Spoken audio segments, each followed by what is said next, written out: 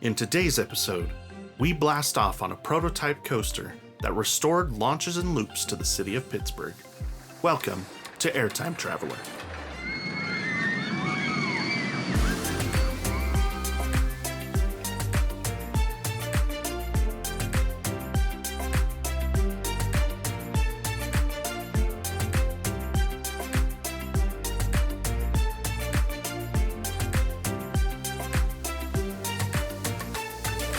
How's it going, everybody? Welcome to the Roller Coaster History Podcast. You are listening to Airtime Traveler. My name is Nathan Grace, and as always, I'm joined by my wife and lovely co-host. Hey, I'm Haley Grace. Thank you for tuning in to this episode of the podcast. How's everybody doing? Everybody? Yeah, how are all your listeners doing? Mine? How are all our listeners doing? Oh boy, we're off to a great start.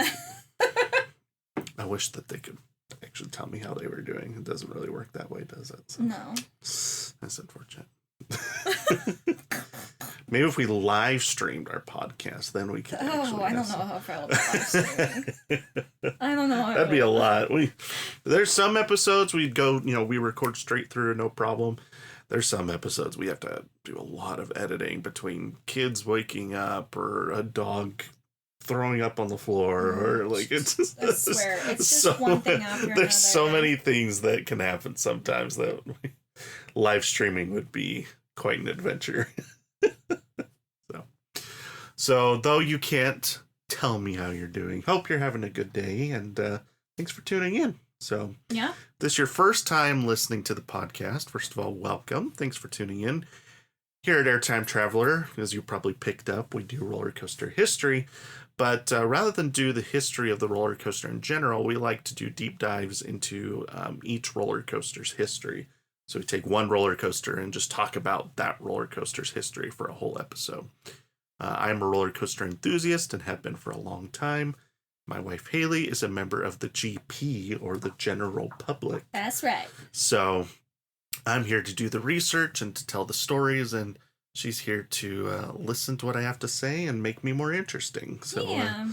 That's how we've been doing it for over 60 episodes now, and it's worked out pretty good so far. So, yeah, some people like it, so... Some people? Some people. I hope so. There's people listening, so they either laugh at it or they like it, so... I mean, laughing at it is liking it, isn't it? I guess that is a form of liking it.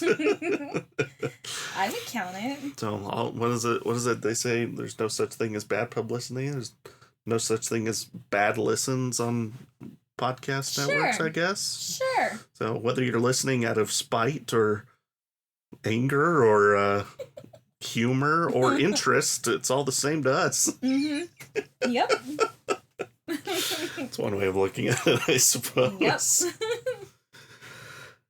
Well, I don't think I have any news to talk about. There's not a whole... We're kind of in this lull right now where there's like all the new coasters for the year have pretty much opened. There's still a couple stragglers. Mm-hmm. Like Siren's Curse opens up later this week. Wait, didn't you hear about the thing where like the train on Steel Curtain stopped for like over 20 minutes? No, I didn't hear about that. You didn't hear about that? My dad told me that. Like, really? I guess, Did it get stuck on the chain lift? Or he said that they were hanging upside down. Like, for some reason, the mechanism, like, stopped. I feel like I would have heard about that if they were hanging upside down. It said that they were hanging upside down for like... I feel like I would have seen that on our socials if that happened. Hang on. Let me see if I can find it. Because, I don't know. That's just what my dad told me. Well, and sometimes people in the media kind of embellish things, but that's one of those things that, because I'm on the Airtime Traveler social feeds every day, and so that's true. I feel like that's something I would have seen people talking about, but maybe it slid under everybody's radar. Who knows? Maybe not. No.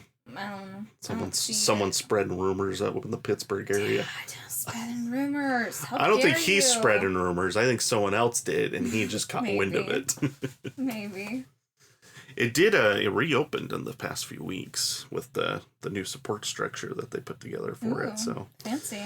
Hopefully, it will run without issue now. So yeah, that actually made me think about, and I think we'll do a bonus episode sometime this year. I'm not sure when. We've got a trip coming up in a few weeks, so probably not, at least not until after we get back from that trip. But I always think we should do a bonus episode where it's like revisiting all the coasters we've talked about thus far, and just any updates on the history of any coasters we've talked about.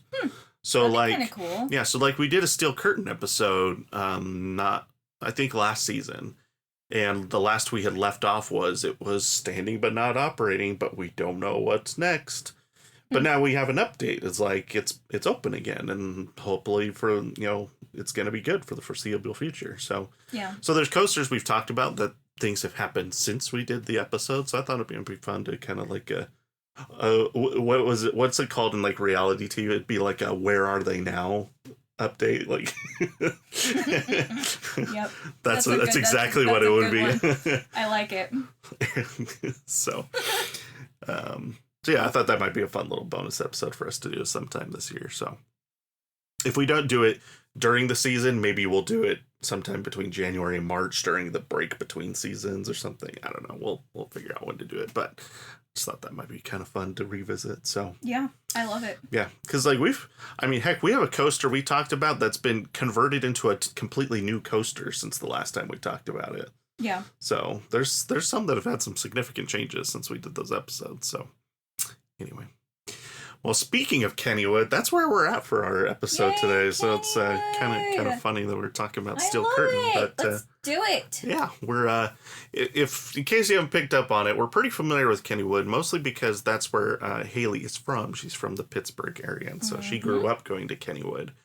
And really, Kennywood is kind of where I started my interest in being a coaster enthusiast. That's kind of like I'd been to Silver Dollar City a lot. I'd been to Disney World a lot growing up. So I consider that kind of the foundations of, me getting interested in this hobby. Yeah. But it was really when we went to Kennywood and I rode Phantom's Revenge for the first time that I was like, whoa, like there are some crazy rides out there that, and I just saw a big roller coaster and was like, whatever, I've been on coasters this size at Silver Dollar City. Yeah. Which, to be fair, Outlaw Run is kind of in the same caliber as Phantom's Revenge, I would say. But, man, it's just a completely different type of ride than anything I had been on. And so it kind of sparked a new interest and just kind of developed into a full-blown hobby from there. So we have a lot of love for Kennywood. I've been there, I think I've been there 3 times now. And Haley's been there countless times, obviously. So today we're not talking about one of the headliners, mostly because we've already talked about Jack Rabbit, Steel Curtain, and Phantom's Revenge, which are kind of like the 3 biggest headliners at the park, I would say. Yeah. So we're starting to. we've done Exterminator too. So we've done a lot of Kennywood episodes. We're kind of. I'm gonna have to start pacing these out, otherwise we're not gonna be able to do Kennywood episodes anymore, which would be sad. So I don't know, with them changing to I know with Herschend buying them, maybe they very well could add some more coasters. That would be sweet. That would be cool. So, but really cool. Yeah, after today's episode, there's only 2 left that we haven't talked about, which is crazy. So, but today we're talking about Skyrocket at Kennywood. Ooh, okay. So Skyrocket opened in 2010. Which I remember when it. I was gonna say this. Let's see, you would have been 14, when it opened. So that's definitely. I mean, I guess it would have opened 3 years before Outlaw Run opened, which was like the first big coaster I remember opening at Silver Dollar City. So kind of close to, where we were in age at that point, but teenagers, high school. Yeah. So cost was about $9 million at the time, 2,100 feet long. It's 95 feet tall with a top speed of 50 miles per hour. Average 2025 wait time has been 16 minutes. So, okay, which is fair. Like the 3 times I've been to the park, I guess I've only been there 2 times to ride coasters. The other time was to It was for the Christmas event. I don't remember forget what it's the. Yeah. Anyway, I can't remember the name of the event that they do, but so I've only been there to ride Skyrocket twice, and the one time I was there, it was a 5-minute wait, and the other time I was there, it was a 30-minute wait. So it's like it can really kind of depend on just how the crowds are that day. So if the capacity isn't great, so if there's a lot of people at the park, especially early in the day because it's right at the front of the park, that line will get crazy really fast. Yeah. So true. But yeah, 16 minutes isn't terrible though. So when I pulled the wait times for the script today, it was a 5-minute wait. So today it was only 5 minutes. So I mean, it's the middle of the week. So yeah. So yeah. And the coaster bot rankings, it ranks at number 176 in the country. So kind of on the lower side compared to some of the other coasters we've talked about this season. Ranks below coasters such as Rock and Roller Coaster at Hollywood Studios, Poltergeist at Six Flags Fiesta Texas, and Wicked at Lagoon. It ranks above coasters such as Joker's Jinx at Six Flags America, Flight of Fear at Kings Island, and Phobia Fear Coaster at Lake Compounce. That's interesting. Yeah. It's above Flight of Fear. I was surprised by that too. I was like, really? Flight of Fear is that? I would have guessed Flight of Fear was somewhere in like the 150 range. Yeah. So, but I mean, it is 20 years older than Skyrocket is. 20? No. It's 15 years older than Skyrocket is. But I don't know. I was also surprised Flight of Fear is below Poltergeist at Six Flags Fiesta Texas because they're the same layout. Right. Flight of Fear is just indoors and Poltergeist is outside. So I don't know. Fiesta Texas just taking really good care of Poltergeist, and so it's a smoother ride. But generally speaking, indoor versions of coasters will do better than outdoor versions of the same coaster. So I don't know. Anyway, interesting. Kennywood, it ranks number 5 actually, which is pretty crazy. I don't know. I think it's kind of nuts that Thunderbolt is that high. It is bumpy. So you got Phantom's Revenge at number 1, obviously. Steel Curtain number 2, also obviously. Thunderbolt at 3 is interesting. Now, it's just barely above Jackrabbit. Like, if I remember correctly, they were like just a few spots away from each other. So the only reason I would put Jackrabbit high is because the nostalgia with it. But it's also a very bumpy ride. Yeah. I don't know. I prefer Jackrabbit over Thunderbolt, but...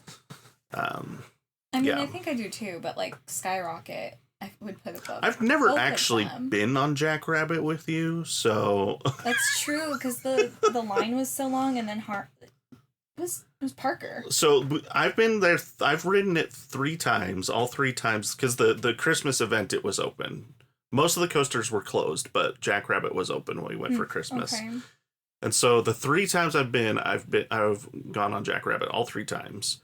One time I was with your brother, not you. The last time, the line was really long for during the Christmas event. The line was really long, and I think Harmony. That was when Harmony was a baby, so you may have just had to feed her or something.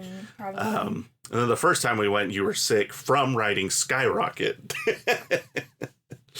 And so so I did Jackrabbit by myself. So.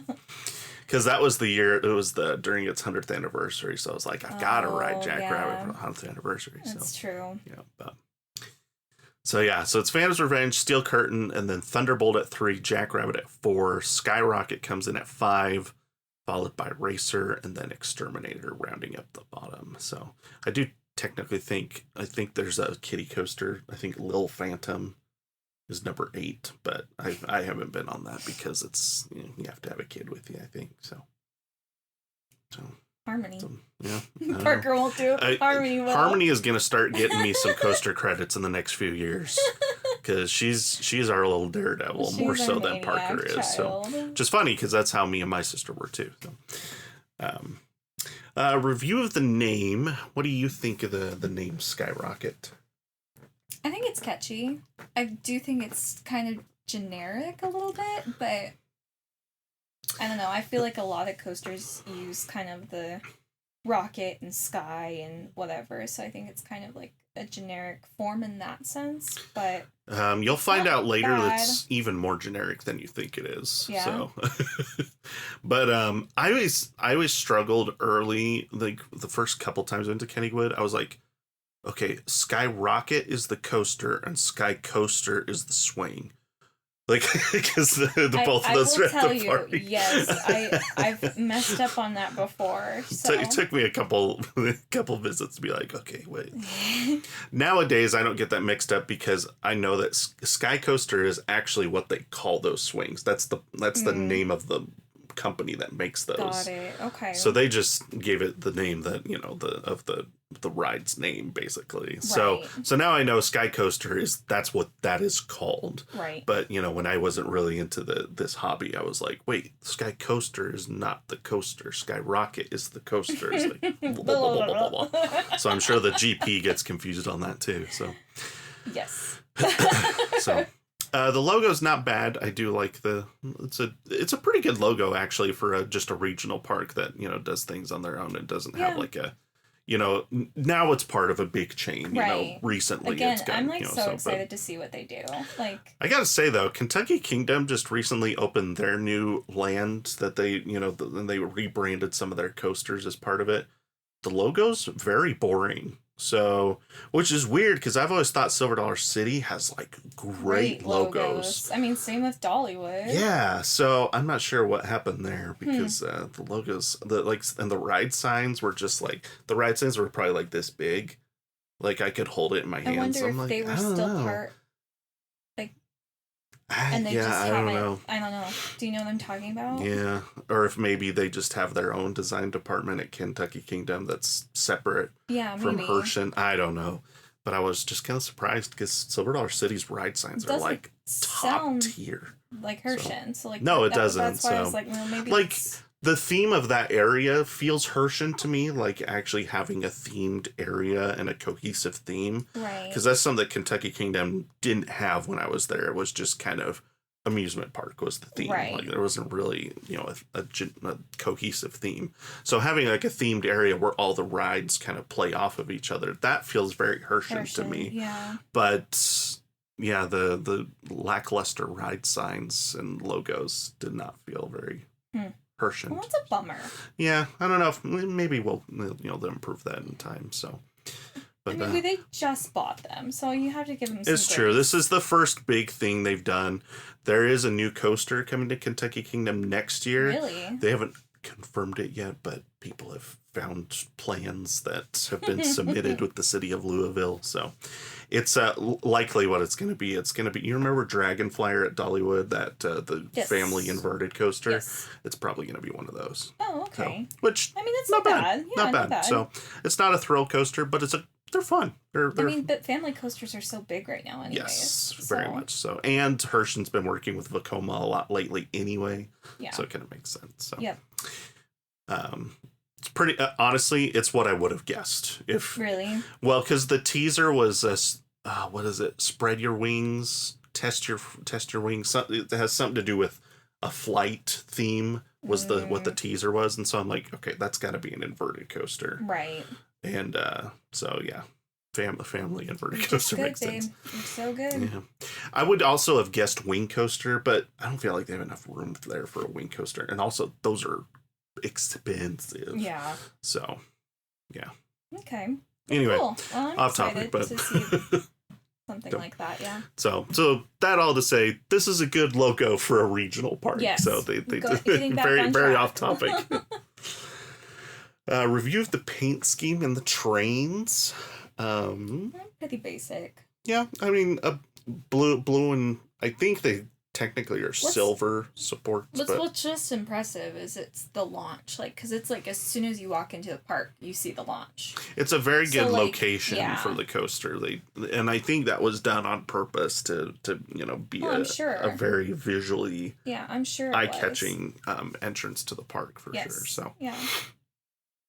Now, if you haven't been to Kennywood, it's getting into Kennywood's a little, it's very, very different. I've never had a park that's like true. that. So you park So there's a street that goes right by the park. It's called Kennywood Boulevard. Mm-hmm. And you park on one side of Kennywood Boulevard, and the entrance is on one side of Kennywood Boulevard. But then after you've scanned your ticket and everything, you go down these ramps, and then you go through a tunnel that goes under the road. And then on the other side of the tunnel is where you actually enter the park. Mm-hmm. So all of the rides are on one side of the road, and the parking and the entrance is on the other side. So very, very unique. Yeah, so it's very different. So you kind of come out of that tunnel and you look up, and Skyrocket is like kind of up and over your head. It's very nostalgic though too. Like it's always been that way. And oh yeah, I'm like, sure for people growing up, like that's it's just part of it. It's part of the experience at this point. So right. Yeah, for sure. I do like the trains. They're, I don't know, the only problem I have with these the Premier Rides trains is they're just kind of generic. Right. I don't know. There's not a I can agree the with newer that. one. I will say the newer ones are better. They've definitely put some effort to put more molding on them and to kind of actually give them more theming. Okay. The Skyrocket ones are just kind of like a metal frame with a logo slapped on boxes, it. Yeah. So. Here's the park's description of the ride. Okay, let's do it. Oh, it's getting cut off here. Why is that? Why is that happening? The bar down here at the bottom is not disappearing when I go to full screen, and it's cutting it off on the bottom. I don't know why it's doing that. There we go. Feel the surge of a launch that takes you from 0 to 50 in under 3 seconds. Skyrocket provides an upside-down, downside-up, sky-flying adventure you won't soon forget. I actually like the way it's described upside down and upside down, downside up. I kind of really like that. Kind of fun, I'm not gonna lie. Now, the only gripe I have with this description, and it came up so many times, and you'll see it in the advertising, you'll see it in the marketing, like all the different things. They always say 0 to 50 miles per hour in 3 seconds.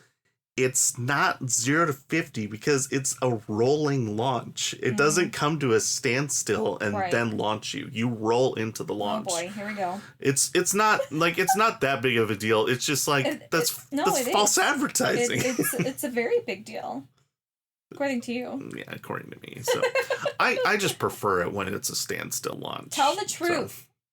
So, well, I'm not going to be picky because a coaster is still fun. Like it is fun. It's still a good launch. They need it's to just tell the truth. It's just not 0 to 50. It's probably closer to like 5 to 50. So, anyway. Customer reviews. There wasn't a whole lot to pull from. Yeah, I don't know. I'm actually kind of shocked at that. Yeah, there was like 90. I don't know. So not a lot, but more than some of the other coasters we've done. True. So that's true. Average was 4.5 out of 5. So not too shabby. Yeah. Here's 5 stars. This is a small coaster layout, but it still packs a lot of fun into that amount of space. Very smooth coaster, and the LSM launch isn't as powerful as most of the launches on roller coasters. So an enthusiast. The G-forces are there, but you don't feel them as much as the hydraulic launches do. That is such an enthusiast. On that top hat, you get some nice airtime. Yeah, 5. That's like. Well, what's funny? All the words. I don't think I put the review in here, but I saw a review where someone said that the ride was scary. And then later said something about the airtime on the top hat, and I'm like, hold on. If you know the term top hat, that tends to mean you're an enthusiast, and most enthusiasts would not be scared of Skyrocket. I was like, I'm getting mixed messages here. 5 stars, sweet little fast ride. Might as well put cute in there, huh? So cute. Cute. Seriously, it's over very quickly, but always makes us laugh. Don't wait in a long line for this one in slow periods during the day. If the wait is 30 minutes or less, go ahead and wait. Otherwise, the ratio of wait time to ride length is unfavorable. Okay, we're doing ratios and doing some math here. So, here's 5 stars. I love it. My cousins love it. My fiance hates it. She was so scared.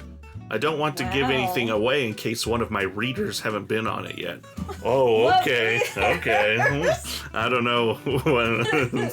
This is a celeb here we're dealing with. Well, and I was like, okay, if he's talking about readers being spoiled here, does that mean like he's like a professional Google reviewer? Like, That's a thing? Well, he's only got 154 reviews. I've seen more than that before, so I don't know. That's so interesting. Anything. I will say there are no chains to this one, all magnets. The rest, well, you'll have to experience that yourself. All right, then. 5 stars. This one's funny, too. I purchased from the Greater Pittsburgh Food Bank 2 tickets to come in early to ride this on the day the ride opened. My son rode it 34 times. I rode it 11. Can you... 34 times? What? The day it opened, too. I'm like... That's impossible. What other what coaster grand opening could you go to nowadays and get on the ride 34 times? Absolutely nothing. We went to the Fire in the Hole grand opening, I don't even know how they did we would have that. been It was packed. we probably would have been able to get on it, like, if we just waited in line all day 5 times. Maybe. Yeah.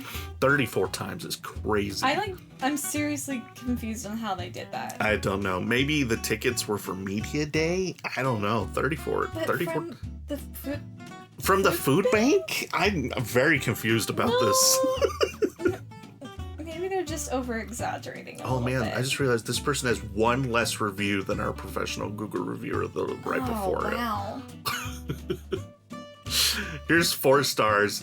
I love the ride, but the full cart only carries 12 people. Okay. That's a GP!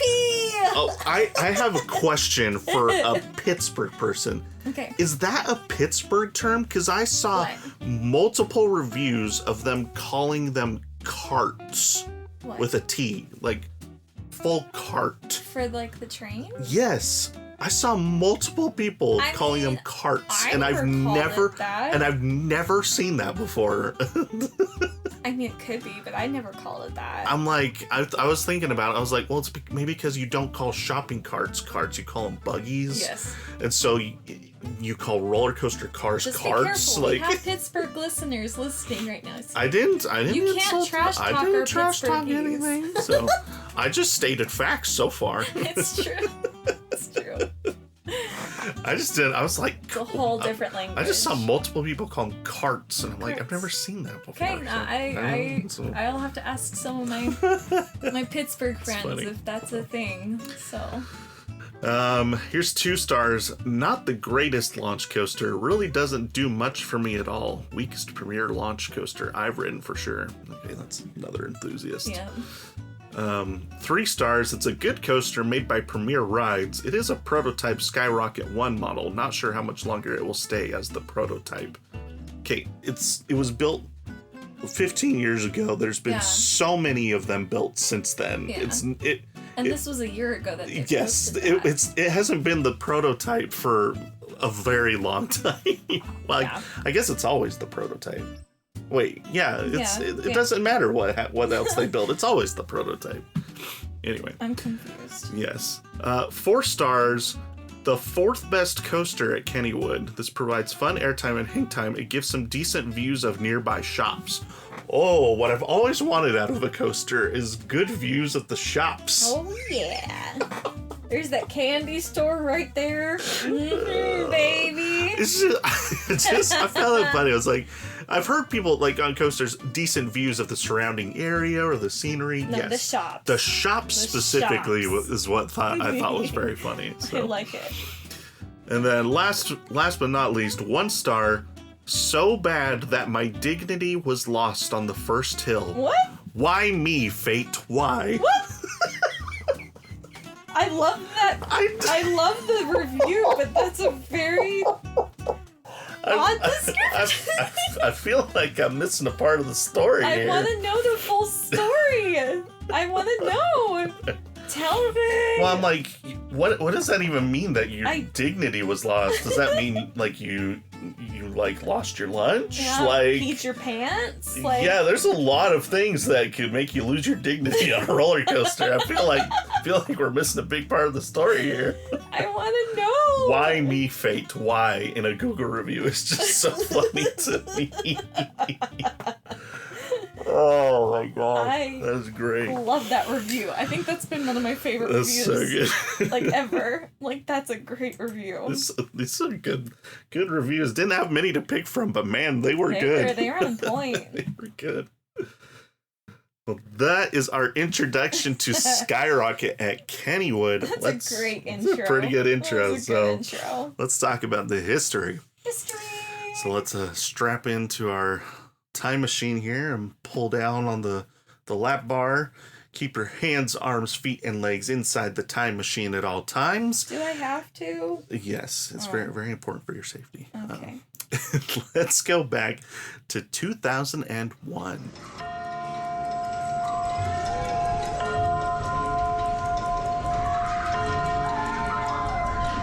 All right, 2001. Little kid. I know, this is Look at little kid Haley. there's a Linkin Park playing on the radio. And,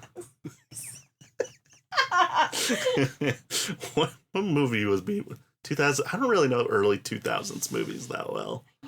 Like that's just. Say Lilo and Stitch was right. I feel like it's later. I don't know.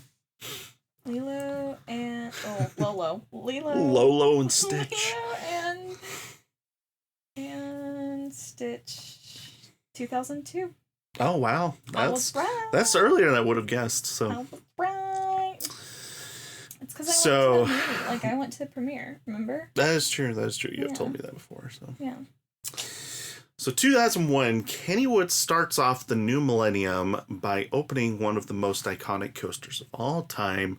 We've already talked about it, Phantom's Revenge. Now, if you want the full story of Phantom's Revenge, you can go all the way back. You really need to listen to it. It's one of our better great. episodes. It's a very interesting story. So I can't promise the audio quality is great because it was very early on in our podcast. It was episode 4, if I remember correctly. Yeah. But it is a very interesting story. Now, the park closed their only launch coaster, Laser Loop, in 1990 to make room for a new coaster that would end up being Steel Phantom, which at the time was one of the largest and fastest coasters in the world. That would open in 1991. Complaints of a rough layout and excessive head banging ultimately led the park to reimagine the ride by removing all the inversions and focusing on airtime, and it would reopen as Phantom's Revenge in 2001 and continues to operate to this day. Now, the reason that's important is because that removal of two things: one, the removal of a launch coaster in 1990, and then the removal of inversions in 2001, meant that after Phantom's Revenge opened, the park didn't have a coaster with inversions or a launch. So they basically had the 3 wooden coasters, Thunderbolt, Jackrabbit, and Racer, and then Phantom's Revenge. And also Exterminator was in there too, so they had a spinning coaster. Right. So, but you got no inversions on any of them and no launch. So kind of a gap in the coaster lineup there. Okay. Now, throughout the 2000s, park officials were kind of focused more on flat rides and dark rides. Swing Shot would open in 2006. It's an SNS Screamin' Swing. And then Cosmic Chaos, a Zamperla Disco ride, would open in 2007. And then Ghostwood Estate, the Shooting Dark ride, would open in 2008. You know what's funny about that ride? I've only been on it one time, and they didn't even have the guns because it was during COVID. So we just wrote it as like Haunted Mansion at Kennywood. Like it was really funny. No guns. It was weird being on a shooting ride, but they didn't have guns. It was a weird experience. Definitely interesting. And then every other time we've gone, it's been closed for refurbishment. So I'm like, well, one of these days. It's not a great shooting ride. Well, 2008, you're like, I mean, the technology for shooting rides wasn't really good during that time frame. So, then again, I mean, Toy Story Mania probably opens a little bit later, but obviously more money involved, but yes. A lot more money. Yes, for sure. So, now what's better, Ghostwood Estate or, Flooded Mine at Silver Dollar City? I have my opinion, but I'm biased, so I would say Flooded Mine because I feel like they have more. They have definitely more animatronics. Yeah.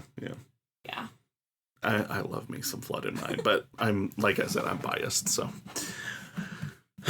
So during this time frame, park officials would occasionally send out surveys asking what guests wanted to see next.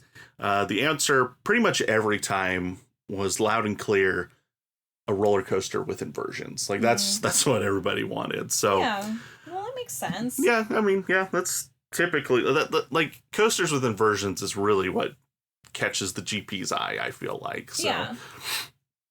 now you want the loop-de-loops. Exactly. So give me them loop-de-loops. Now in 2007, after over 100 years of being operated by local Pittsburgh families, Kennywood was finally sold to Palace Entertainment along with its sister parks for $330 million.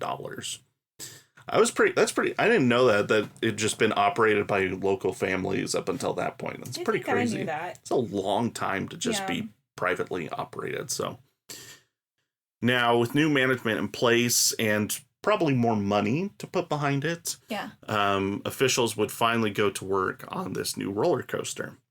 So in August of 2009, Kennywood announced that a new coaster was coming to the park in 2010. So here's the little teaser that they sent out for the new coaster.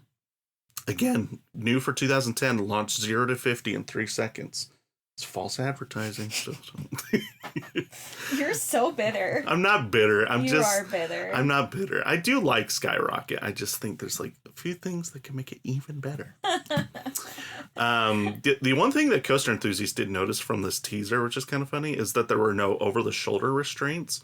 And so enthusiasts were like, oh, inversions with no restraint, like no over-the-shoulder restraints, which back then that wasn't really done that often. Right. Nowadays with RMC, I mean, there's tons of yeah. coasters that go upside down without shoulder restraints, you know.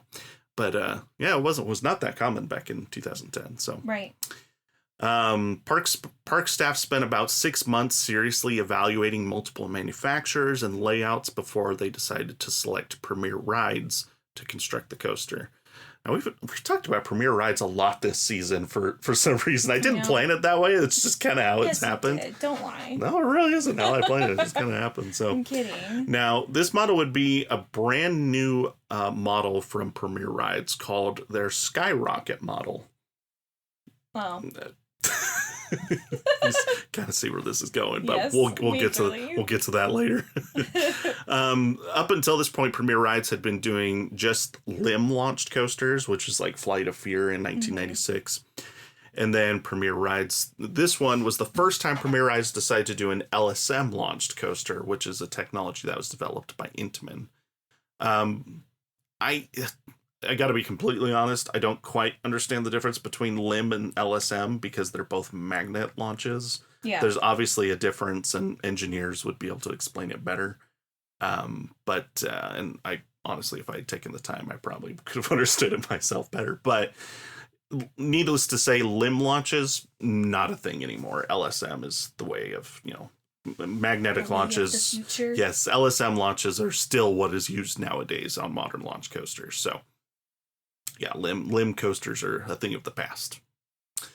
So here's some of the renderings that was released as part of the announcement of the coaster. These renderings are some of the worst renderings I've ever seen. That's okay, funny. first of all, look at the top hat here. That's not even close to what it looks like.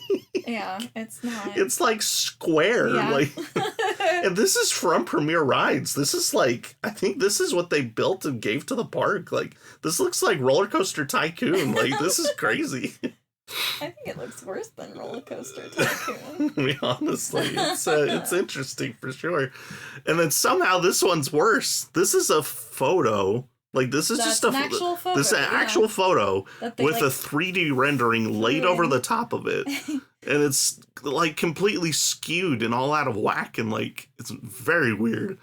So I mean, 2000, like early 2000s, this would have made more sense. This does not feel like 2009 to me. This feels a little outdated to be 2009, but what do I know? I'm not a coaster engineer, so right. Clearly it turned out fine. It's just these are some strange renderings for sure. Now, like I said, this was their brand new Skyrocket model. Coaster would be situated at the front of the park, which meant the removal of the Turnpike Antique Cars ride. Now, I wanted to see if you remember this ride at all, if this sparks any nostalgia for you. So, We didn't really do Kennywood as often as we did Idlewild.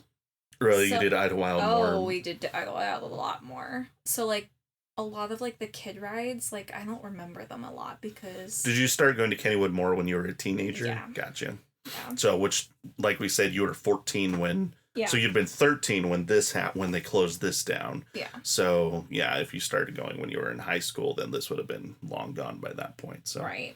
Okay. But you do remember it vaguely. Yeah. Yeah, so because it was right at the front of the park. I mean, I'm trying to get my bearings, like exactly where this is. I mean, I guess it's, right where Skyrocket is, but I can't, just the way these pictures are situated, I can't quite figure out exactly where I'm at. So I'm not sure. I'm thinking this picture is just the other side. Like these are like, they're just looking this way from, you know what I'm saying? Yeah. Like, I think this is the front of that sign there. Could be, probably. So I'm guessing this might be where the Q sign is now for Skyrocket, and then the coaster's kind of like back this way. Yeah. Interesting. Okay. So they had to remove the Turnpike Antique Cars ride. So they announced it, and I think this was only open for like a week after the fact. So people didn't have a lot of time to go get their last rides in. Now, they did say that the antique cars would be put into storage and plan to rebuild the attraction at some point. So now they also intended to leave as many trees as possible. So kind of this little section right here where there's trees in between the park and the road, they wanted to leave as many of those as possible so that they could keep it very... Yeah, and those trees are still there from what I remember, so they did a good job with that. Plans showed the station sitting behind the Grand Prix building with the launch track passing directly over the pedestrian tunnel that we talked about earlier, creating an eye-catching first impression as guests walked into the park. So, to stand out from other coasters, they decided on cobalt blue track and silver supports, which is a thing I feel like more parks need to do. Yeah. Like, just look at your layout, like, look at the color of the coasters you already have and pick a different color. Like, right. Like, I kind of have a problem with Rapterra at King's Dominion being green. I'm like, it's right next to another green coaster. Right, like, they're different shades of green, but it's still green and green. Yeah. Like, I don't know. Kind of bothers me. It's not that big of a deal, but... I couldn't tell. I'm very nitpicky today, so... It's just, those are things I would think about if I was a park designer, but obviously I'm not, so... You should be. That's like that's like me in another universe, right? That's like that alter dimension me would alter ego me would be a park designer or a park manager. Yeah, I could see it. So construction would begin shortly thereafter, with the Turnpike giving its last rides on August 16th, 2009. Park officials said, I already said that the ride would be put into storage. Up until this point, the coaster was nameless. Like, they had all these announcements and everything, but you'll notice it doesn't have a name on any of this. It's just... the renderings. I don't know. People just called it 2010 coaster, until they knew what the actual name was going to be. But yeah, they said there was an interview I read that said they had dozens of names that they were still sorting through to try to determine what it was. So, and then in December 2009, the park finally announced the coaster's name, Skyrocket.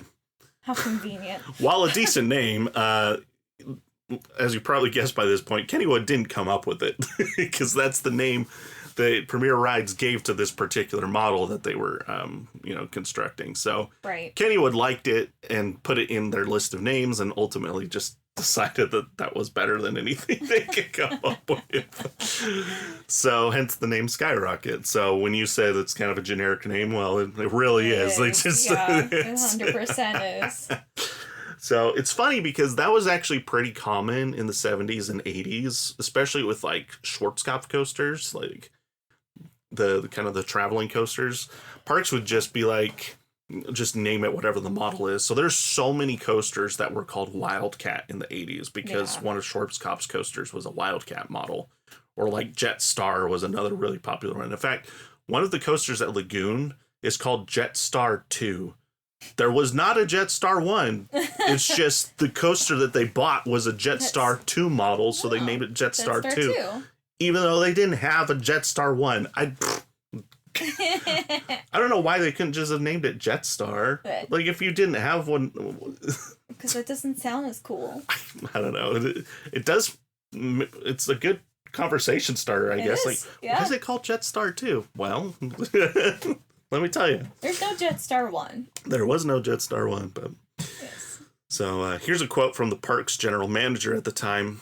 With this coaster's incredible launch that shoots you straight up and then plummet back down, Skyrocket is a name that really fits the ride experience. Which, to be fair, that is true. You know, with the top hat that goes, you know, straight up and then straight back down at the beginning, like, yeah, I mean, Rocket does fit the name. So right.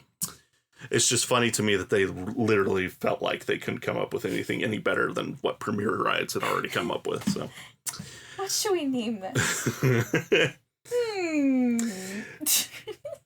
The coaster's track began arriving in January of 2010. The original plan was to have the coaster ready for testing by May 1st. Here are some construction photos from Skyrocket's construction.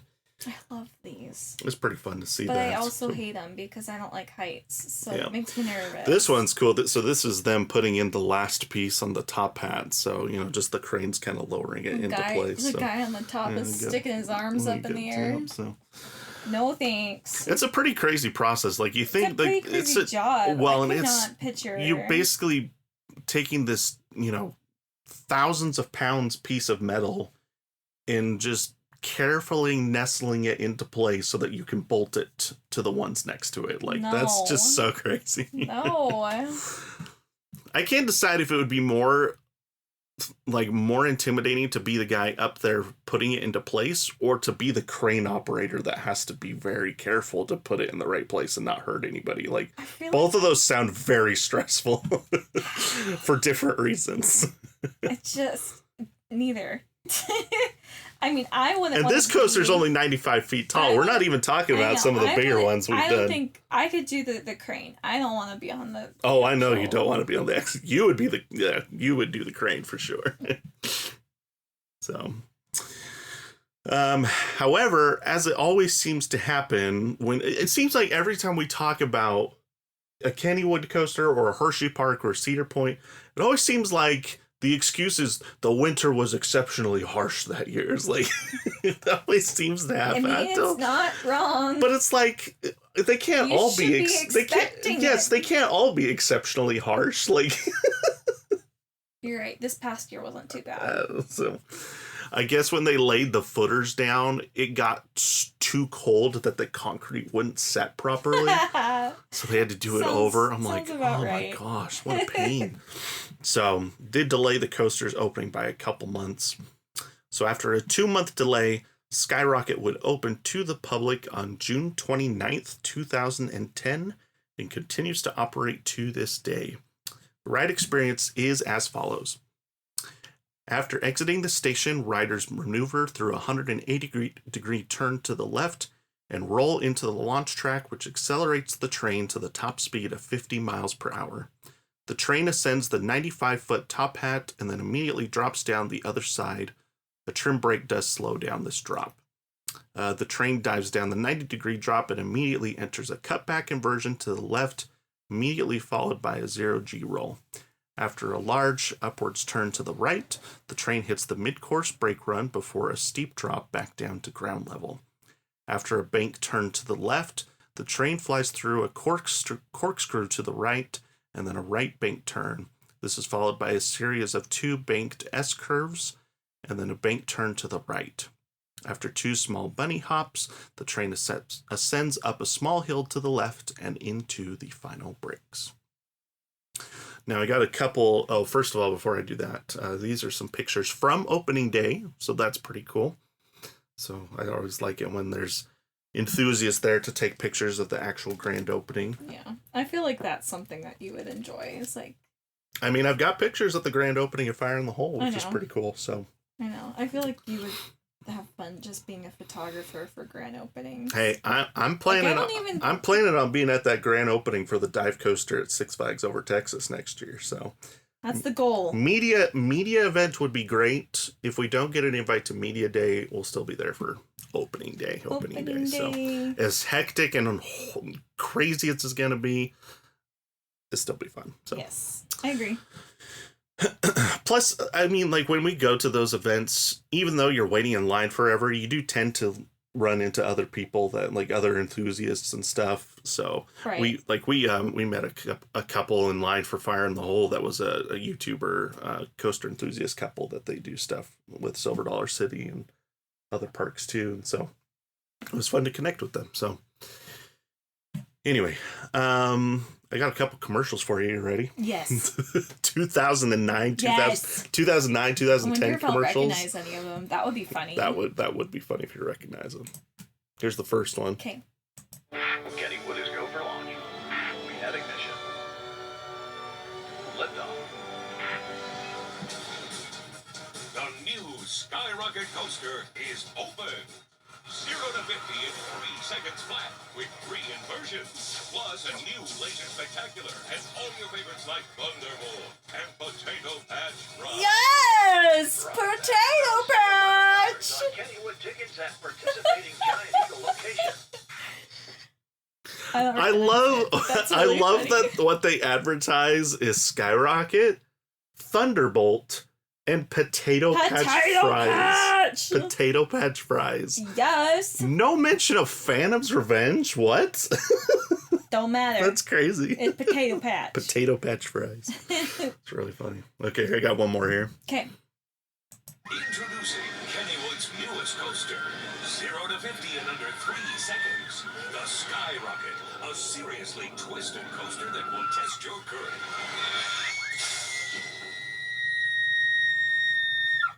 Okay, that one looks really familiar. Save $11. I'm serious. That one looks really, really familiar. I love the save $11. Dad, are we going again?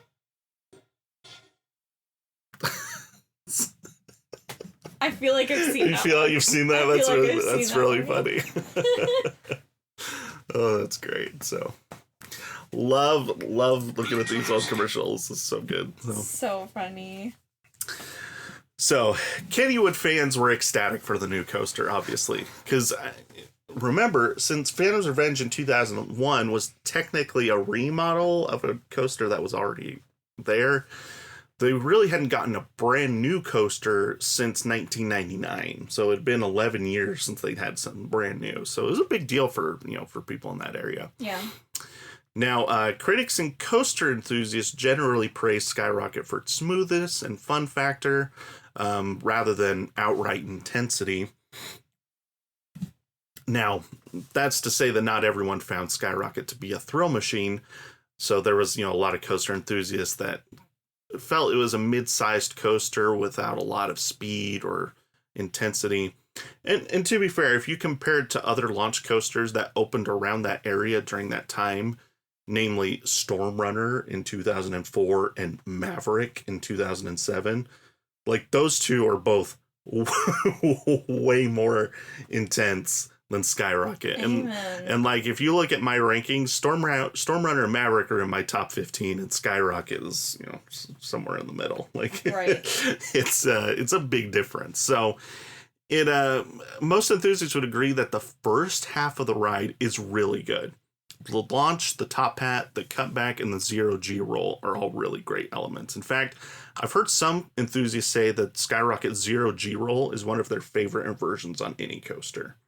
Like it just really packs a punch. So it's an inversion that I hear a lot of praise for. The problem is after you hit those mid-course breaks, it just slows down so much that the rest of the ride, it just kind of meanders around a little bit. So in fact, if you look at what's a good picture?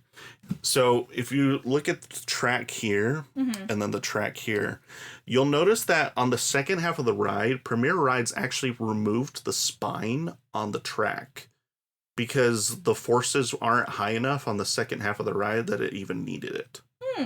So you'll see the track change when you go from the mid-course, like from the first half of the ride, you'll go through the mid-course breaks, and then the track changes for the second half of the ride. Interesting. So, yeah. I don't pay attention to those things, but... I know. And most GP don't, but... Most, if any, I wouldn't be surprised if no GP noticed that, but enthusiasts pay attention to stuff like that.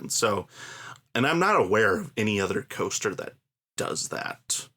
Like, because the reason they remove the spine is because it's cheaper, uses less metal. So if smaller coasters, like if you look at Dark Coaster, for example, Dark Coaster doesn't have a spine on its track, or coasters of that size don't have a spine on the track because they're just not fast enough or forceful enough to need it, and it's cheaper to build it without it.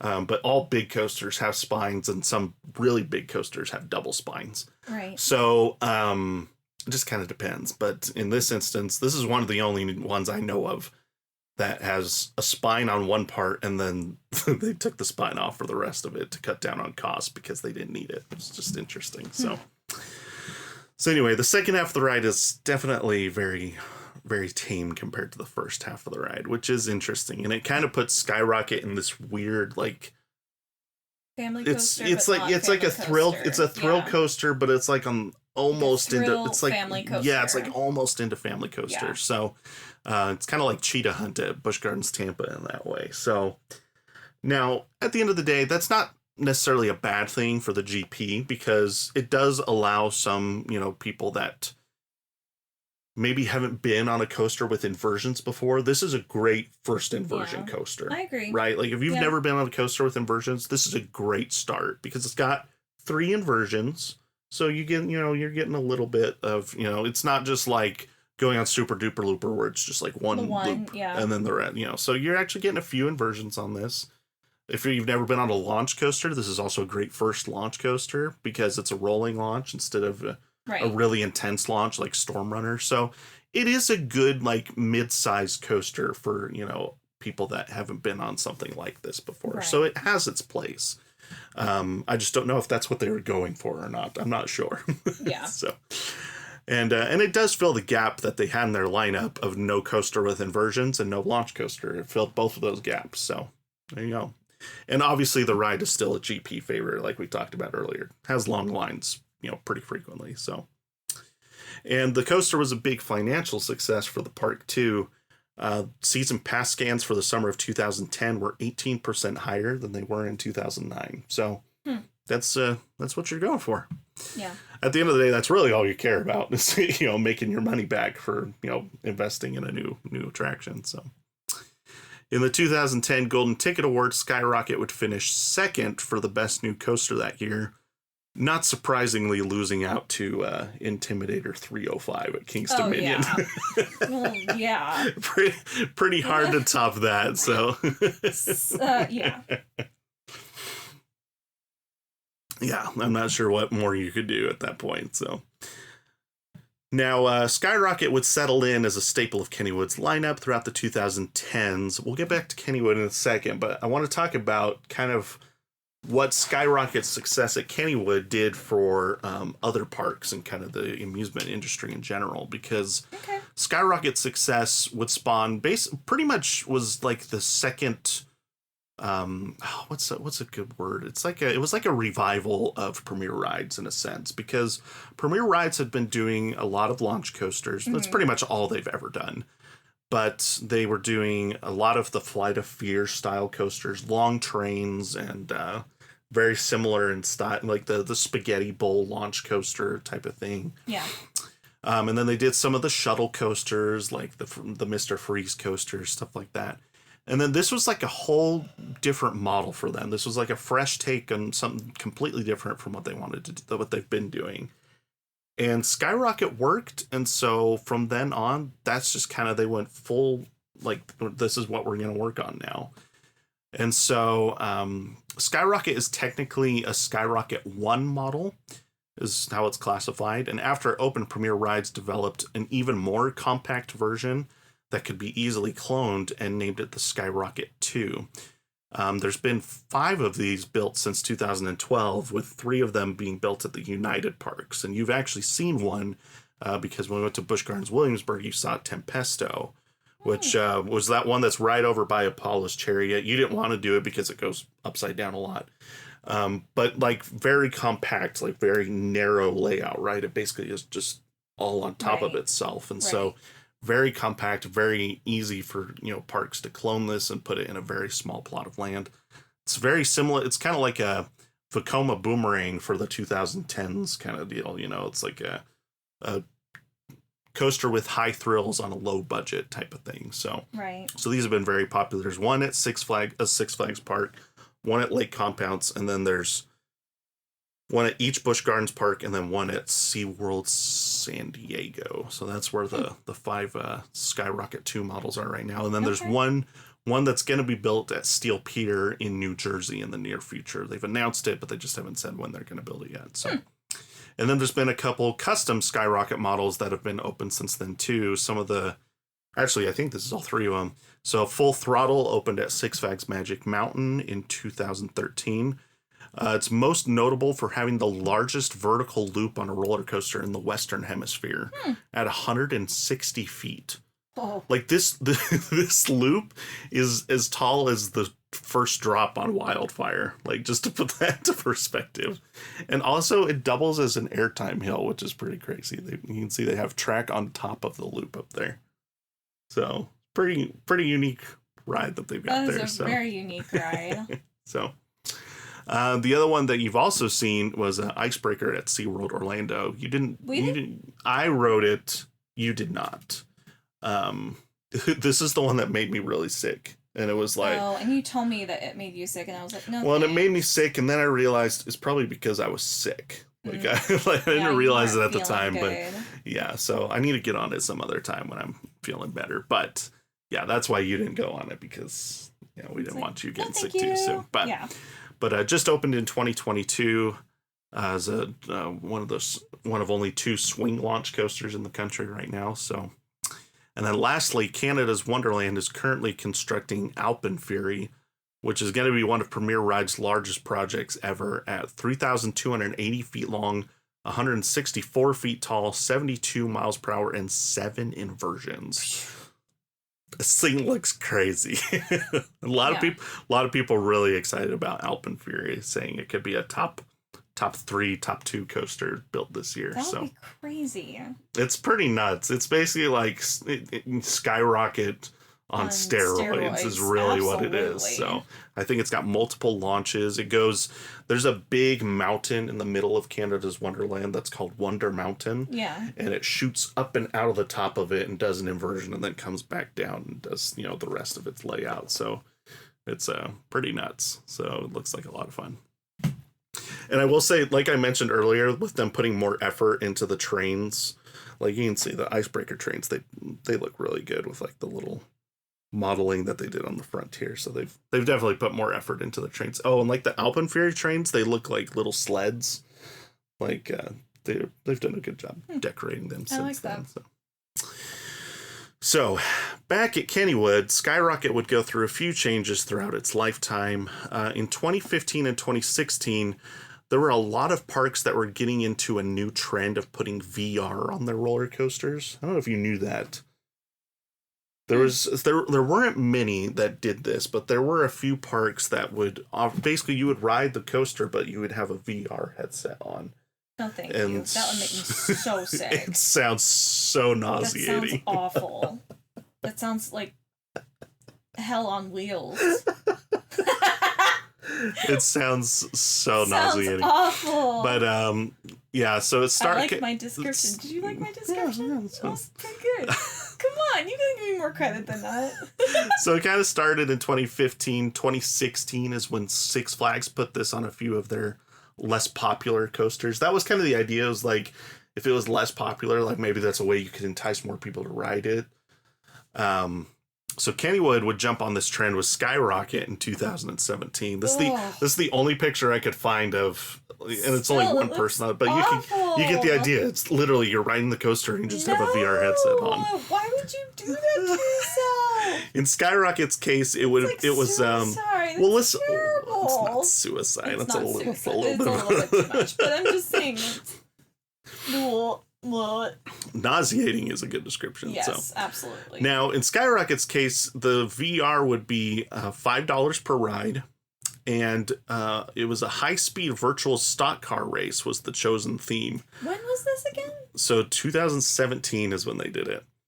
As the train launched and flipped for real. this. Do you remember it? Because I was home from my mission, and like we were gonna go, and I remember them offering VR like experiences. There you go. Yep. That's funny. Because you got home February of 17. So they started it in April 17. Yeah. So that checks out. Yeah. It does. So as the train launched and flipped for real, riders wearing the headsets would see themselves competing in a race, veering around other cars and all sounds other so rivals on the VR track. Here's the funny part. They installed the VR on Skyrocket April 2017, and they retired it in August of 2017.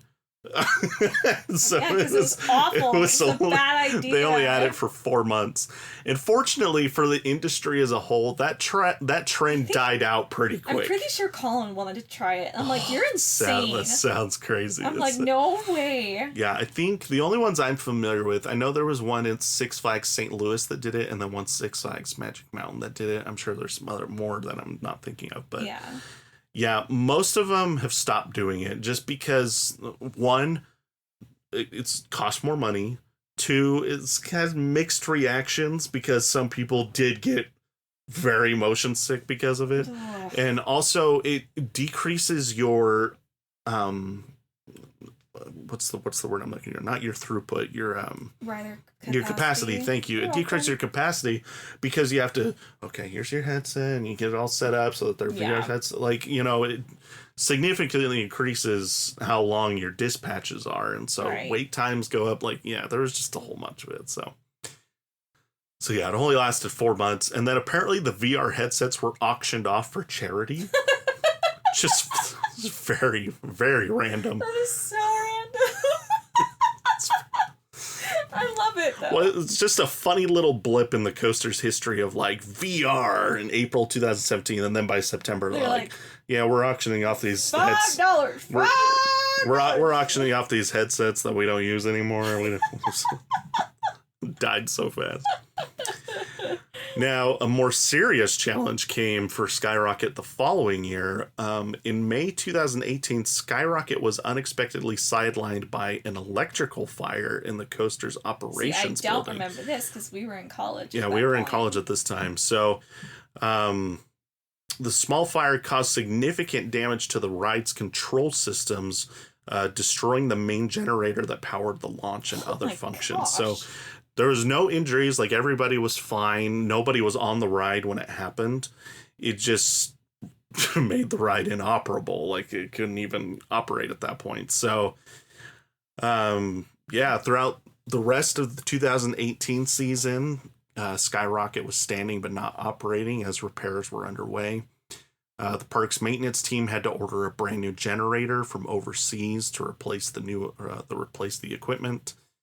And manufacturing and shipping it took a lot of time. Finally, midsummer 2019, which is funny because that was like right before. No, we went 2020. Yeah, we went 2020. It was during COVID. That's right. We went 2020. So it would have been a year prior to when we went that this happened. So midsummer 2019, they finally announced that Skyrocket was ready to open. And on July 14th, 2019, after about 14 months of downtime, Skyrocket would reopen to the public. So it's over a whole year that it was down because of this, electrical fire that happened. Crazy. So it was pretty wild too because it ended up opening like 2 weeks after Steel Curtain had its grand opening.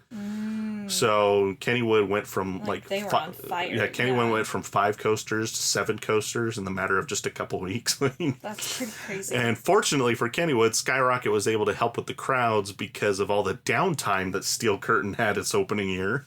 Makes sense. Which is a whole nother story that you can go listen to in our Steel Curtain episode that we did last season. But hopefully it's better. Because we'll see. It is so much fun. Like it's such a fun ride. Haley hasn't been on it, but I will not go on. I know she won't do that many versions, but no, I can see myself passing out. I love Steel Curtain and hope it the best. So, whatever happened to the Turnpike antique cars? Remember they said that they're storage? Remember they said they were going to bring those back and open it? Yeah. Yeah, that was 15 years ago, and as far as we know, they're still sitting in storage. Aren't they still just just in storage? As far as we know. There's been rumors of them reinstalling them underneath Skyrocket, like put it kind of back where it was, but now you'll just be under the roller coaster instead of out in the trees. I feel about that. I'm like, that doesn't sound as relaxing as it used to be, but also sounds like a pain to construct things under a roller coaster. Like, I don't know. I have a couple places that I would put it, but not there. No. So also, who knows if they still have it? Do you know one section of the park where there's like a ton of like flat rides that are all like smushed together? There's like one like that's over like by musical, like over by Pittsburgh Plunge, kind of that. Kind of, but like it's like there's like the musical that's because that's over by Cosmic Chaos, right? And because that's there's like 3 or 4 of them like right, and they're all next to each other. But I feel like that would be a good spot. Yeah. Take those out and put the because if memory serves me right, that's kind of where they put Spinvasion when they opened that last year. So I can't remember exactly, but we've only been one time since they opened that, right? So it's hard to remember for sure. But so that's all we know. I mean, they maybe still have it in storage, or maybe it's been long gone. Who knows? They auction it off for charity. Yeah, along with the VR headsets. What are these doing back here? It's for some ride. The sad thing is that ride opened in like 1966 or something like that. Like it was very, very nostalgic for a lot of people. So it's kind of sad that they haven't pulled that back out. So.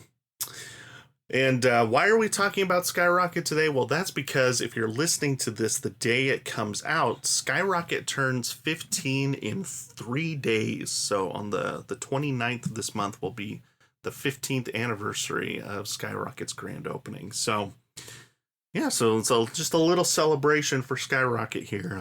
It might not be the newest or the tallest coaster in the park anymore, but it's definitely still popular. Like, there's a lot of people that still ride it. And I think more important than that, I think Skyrocket is notable for, it opening the door for all of these other premier rides, launch coasters that came in the years that followed. So, and still to this day, I mean, we talk about Alpenfury that's, opening later this year is a direct descendant, so to speak, of, this coaster. So it's a big deal. So, and I think, it's been at Kennywood long enough now that I think, it's started to develop that nostalgia for people now that's, been there for 15 years. I mean, basically ever since you've been going to Kennywood now, it's been there, since you really started going when you were a teenager. So, right.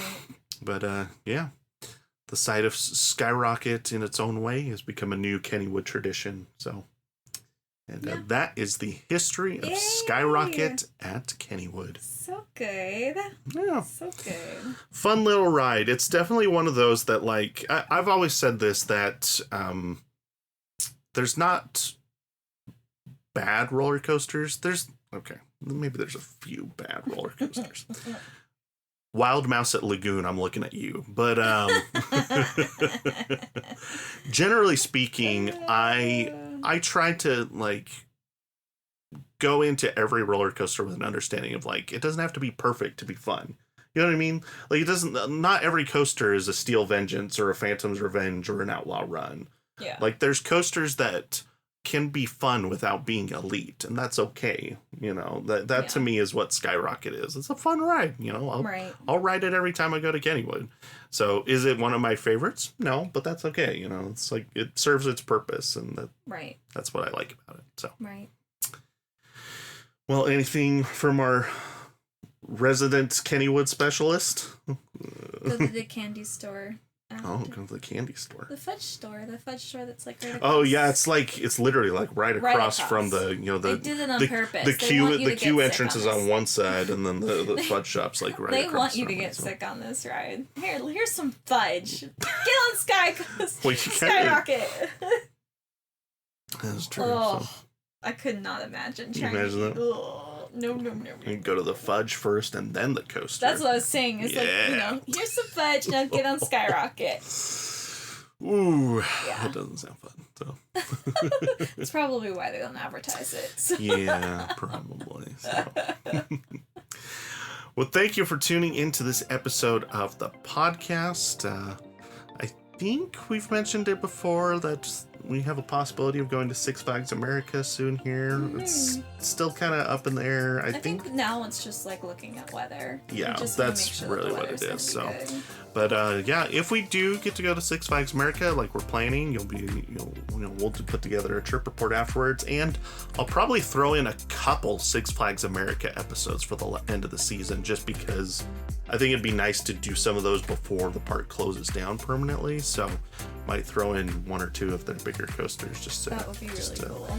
kind of lead up into the closing of the park. So kind of like what we did for Fire in the Hole.